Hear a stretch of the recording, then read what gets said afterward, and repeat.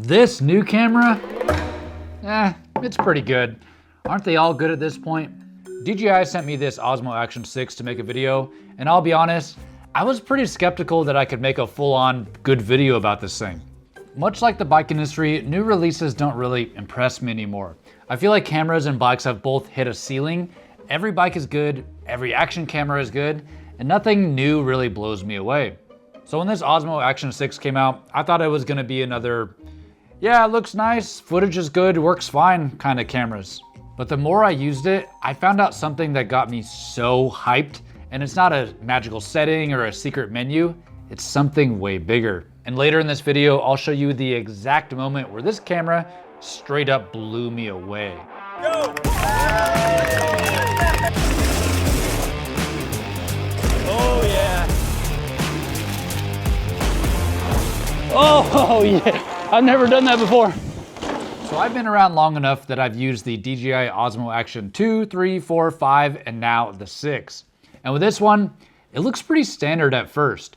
Good screen, easy buttons, lightweight, and you have a front-facing camera. You just pick this camera up and it makes sense. But the footage, what really stood out to me was how natural everything looked.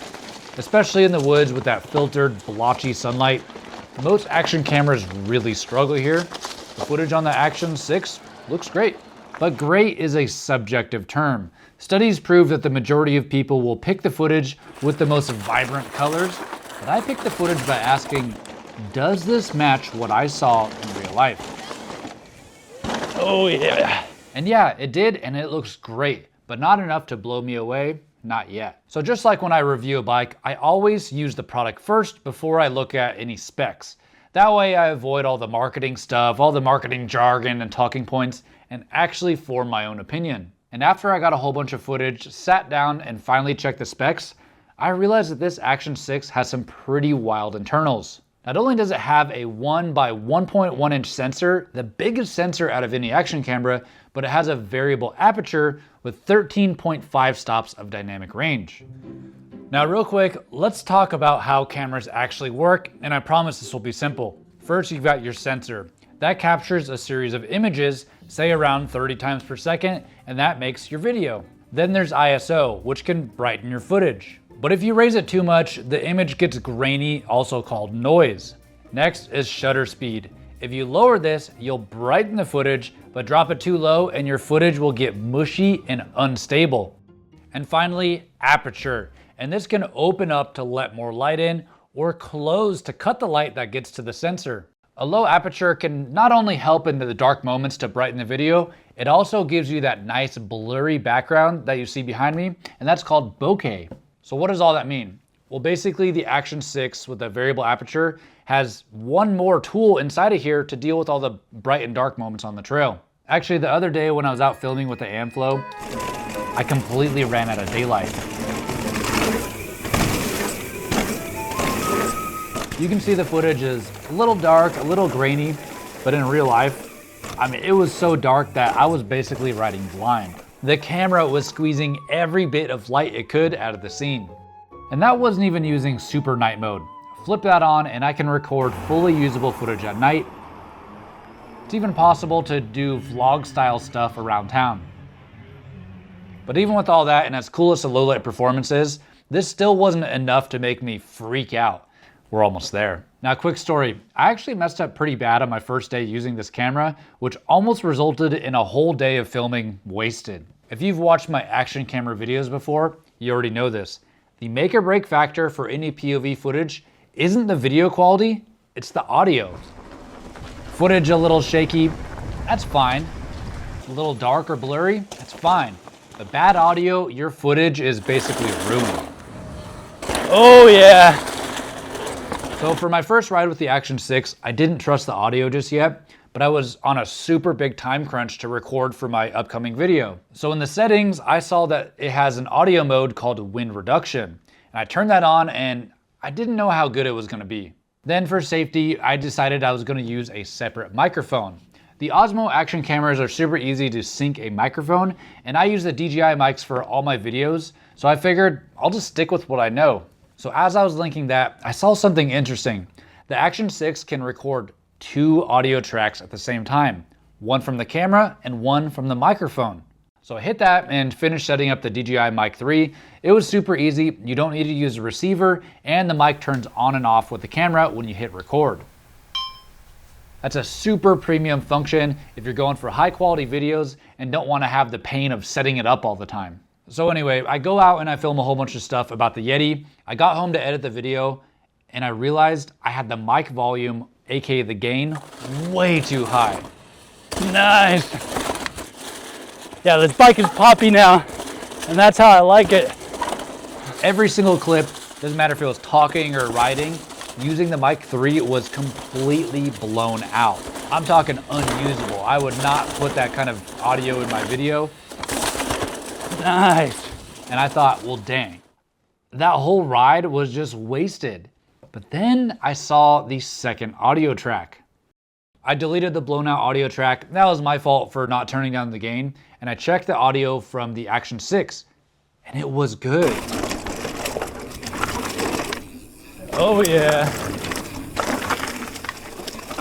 Maybe not as good as the Ace Pro 2, but good enough to save the entire session. And if I had some of the fluffy things called dead cats to put on this camera, I bet this camera's audio would be great.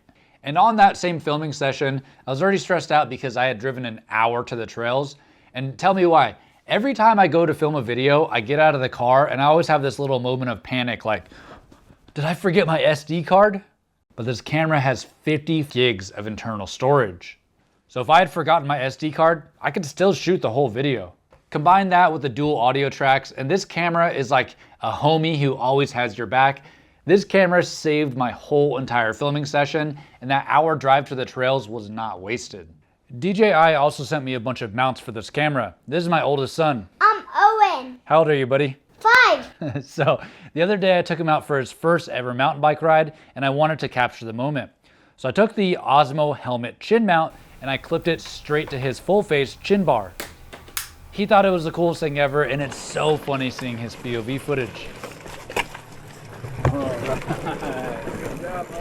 To mount the camera on whatever mount you're using, it comes with a magnetic quick release system. And now it's dual directional, snap it on, snap it off. The old ones had to be a certain direction, it was kind of annoying. I also used a seat rail mount when I was doing some cyclocross races with my dad.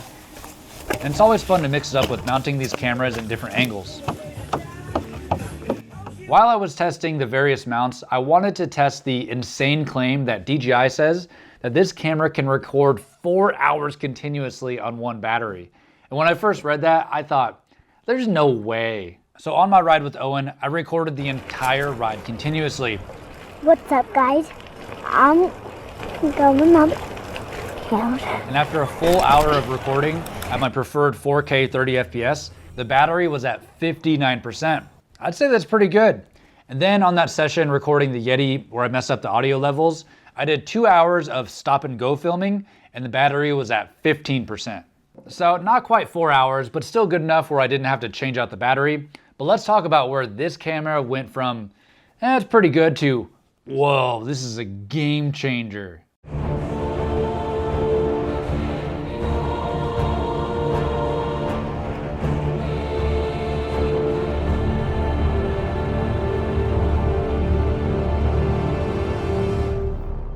This is the Osmo Action 6 FOV boost lens. With the stock lens, I thought the field of view was going to be good enough at 155 degrees, and maybe the boost lens going to 182 degrees would be too much of a fisheye. But I installed it anyway, and oh man, this footage is good. All right, here we go.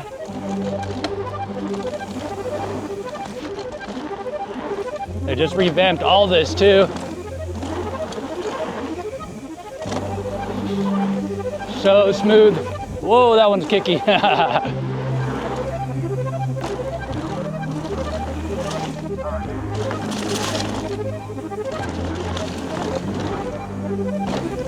Ah, and that's as far as I go right there. Here's the thing. I think action cameras have kind of hit the ceiling in pure image quality. They all look good now. There's tiny differences here and there, but we're splitting hairs. But the feel of the footage, that's different. If it's too zoomed in, horrible footage. Too zoomed out, horrible. but this lens is probably the perfect field of view. Yeah. Oh yeah. It feels fast, wide, immersive. You have multiple things to look at besides just the trail. You got the bars, the bike, the rider's movement. Hit the bigger side. Yeah. And this is from the lens, not some weird internal digital processing. So this looks amazing.